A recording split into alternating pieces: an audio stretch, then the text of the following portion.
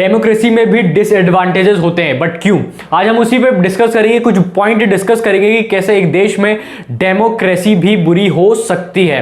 उसके बाद एंड में मैं एक अपना ओपिनियन रखूंगा, उसके बाद कमेंट बॉक्स में आप बताना कि इस पे आपका क्या ओपिनियन है। जो पहला इसका नेगेटिव पॉइंट है, हमारे देश में डेमोक्रेसी है, जहां जहां डेमोक्रेसी है वहां पे लीडर्स बदलते रहते हैं, और जहां जहां लीडर्स बदलते रहते हैं उस देश में इनस्टेबिलिटी आती है। जब गवर्नमेंट बदलती है तो लीडर बदलते हैं, जब लीडर बदलते हैं तो उनके काम करने का जो तरीका है वो बदलता है, और इससे जो एग्जिस्टिंग पॉलिसीज और प्लान्स चलते रहते हैं उस पर बहुत बड़ा इंपैक्ट पड़ता है। पुराना लीडर अपने विजन के तहत काम करता है, लेकिन जब गवर्नमेंट बदलती है, नया लीडर आता है, तो उसी काम को जो नया लीडर है वो अपने तरीके से एग्जीक्यूट करना चाहेगा, और इसी वजह से उस काम में डिफरेंसेस आएंगे। तो बार बार देश के लीडर को बदलना ये एक देश पे बहुत बुरा इंपैक्ट डालता है। और जो दूसरा नेगेटिव पॉइंट है वो है पॉलिटिकल कंपटीशन, क्योंकि इसमें इतना रहता है तो मोरालिटी खत्म हो जाती है, जो नैतिक शिक्षा है, जो गुड बिहेवियर है वो खत्म हो जाता है, वो देखने को नहीं मिलता। और क्योंकि पॉलिटिकल कंपटीशन है तो पॉलिटिकल पावर लेने के लिए आदमी क्या सही है क्या गलत है उसको नहीं देखता, और वहां से क्रिएट होता है करप्शन, वहीं से स्टार्ट होता है करप्शन और क्राइम। कोई भी पॉलिटिकल पार्टी सत्ता में आने के लिए, पावर में आने के लिए पैसे का, मसल पावर का, ये किसी भी तरीके की पावर को किसी भी तरीके से इस्तेमाल करता है, फिर वो सही तरीका हो या गलत तरीका हो, सिर्फ पावर में आने के लिए। तो मोरालिटी को भुला देना, ये दूसरा इसका नेगेटिव पॉइंट है। जो तीसरा इसका नेगेटिव पॉइंट है वो है जो डिसीजंस होते हैं उसमें डिले होना। इवन हम हालांकि डिक्टेटरशिप में क्या होता है, डिक्टेटरशिप में तो रातों रात डिसीजन ले लिए जाते हैं, बट इसका मतलब ये नहीं है कि मैं डिक्टेटरशिप को प्रमोट कर रहा हूँ, एक्चुअली उसमें नेगेटिव पॉइंट एक्चुअली ज़्यादा है। बट डेमोक्रेसी में डिसीजन लेने में बहुत देरी होती है। हम गवर्नमेंट काम को देखते हैं, आज हम जाएंगे किसी भी गवर्नमेंट ऑफिस में, वहाँ पे कोई काम करें, कोई भी काम हमको चाहिए, कोई भी काम हमको करवाना है, तो उनके पास एक ही एक्सक्यूज़ होता है कि फाइल अभी इस ऑफिस में है, वहाँ से आगे बढ़ेगी, वहाँ से आगे बढ़ेगी। तो कंसल्ट हम बहुत ज़्यादा लोगों को, डेमोक्रेसी में जो कंसल्ट करते हैं वो बहुत ज़्यादा ग्रुप ऑफ पीपल करते हैं। तो एक प्रोसेस में बहुत ज़्यादा लोगों का कंसल्ट होना ये काम को बहुत डिले कराता है, तो इसलिए इसका थर्ड नेगेटिव पॉइंट था काम में डिले होना या डिसीजंस में डिले होना। जो फोर्थ नेगेटिव पॉइंट है वो ये है कि जो आप लीडर जिसको इलेक्ट कर रहे हैं, जरूरी नहीं कि वो लीडर सही लीडर हो।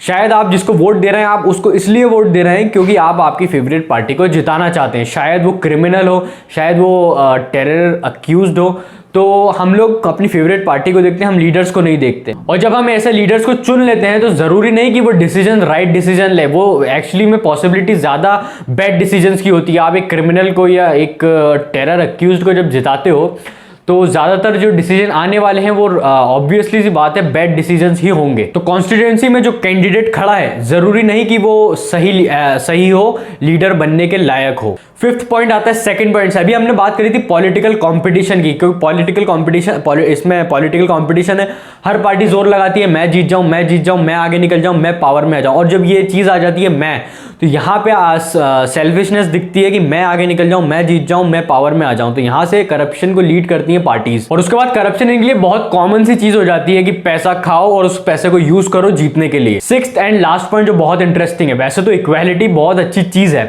बट इसमें भी एक नेगेटिव पॉइंट है। वो क्या है कि हर देश में पढ़े लिखे लोग भी होते हैं, इलिटरेट भी होते हैं।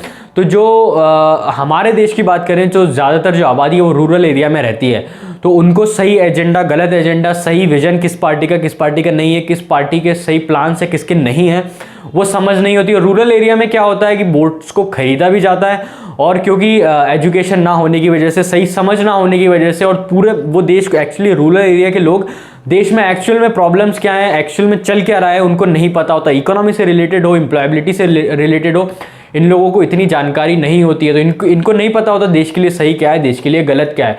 तो इन लोगों को बेवकूफ़ बनाना बहुत आसान होता है, इन लोगों को खरीदना बहुत आसान होता है। तो जिन लोगों को ये नहीं पता कि हमारे लिए क्या सही है, हमारे लिए क्या गलत है, देश के लिए क्या सही है, देश के लिए क्या गलत है, वो लोग भी वोट डालते हैं। ये मुझे ऐसा लगा था। तो इस पे आपका क्या ओपिनियन है वो आप कमेंट में बताना। इससे पहले मैं अपना एक ओपिनियन रखना चाहूँगा। एक बड़ा इनोवेशन एक कॉर्पोरेट या एक कंपनी या एक ऑर्गेनाइजेशन करता है, तो जो उनका विजन होता है, जो विजन मैं बता दूं, the ability to see the future, तो वो जो विजन है वो लोगों को भी ऐसे ही जोड़ते हैं अपने साथ, अपने ऑर्गेनाइजेशन में जिनका विजन एकदम वैसा ही हो, और उसके बाद वो कुछ अचीव करते हैं या इनोवेट करते हैं। तो देश के साथ भी ये सेम चीज़ इम्प्लीमेंट होती है कि आपको कुछ बड़ा अचीव करना है देश के लिए, तो आपको एक विजन रखना होगा और देश के जितने लोग हैं सबको बताना होगा कि हमको ये अचीव करना है और ये हमारा विजन है, तो हमारे साथ चले। बट अब क्या है ना, पॉलिटिकल पार्टीज का एजेंडा अलग है, उनका विजन अलग है, उनका गोल अलग है।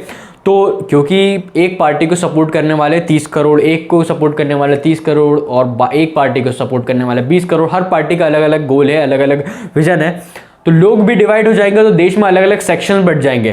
तो जब एक विजन ही नहीं है तो एक देश क्या अचीव करेगा, या क्या डेवलप करेगा। तो अगर कुछ भी एक बड़ा अचीव करना है तो उसके लिए सेम विजन रखना होगा, बट बिकॉज ऑफ हमको डेमोक्रेसी शायद अलाउ करती है, तो अलग अलग देश, मेरे हिसाब से देश बटा हुआ है वो इसी वजह से बटा है, और इसीलिए हमारा कोई एक विजन नहीं है। तो ये मेरा ओपिनियन था इस पे, कि कुछ आर्ग्यूमेंट्स थे अगेंस्ट डेमोक्रेसी। इस पे आपका क्या ओपिनियन है, क्योंकि ज़्यादातर लोग शायद डिसएग्री करें, तो कमेंट करके मुझे बताएं इस वीडियो के बारे में। लाइक करें पसंद आए तो, और कमेंट ज़रूर करके मुझे बताएं इसके बारे में।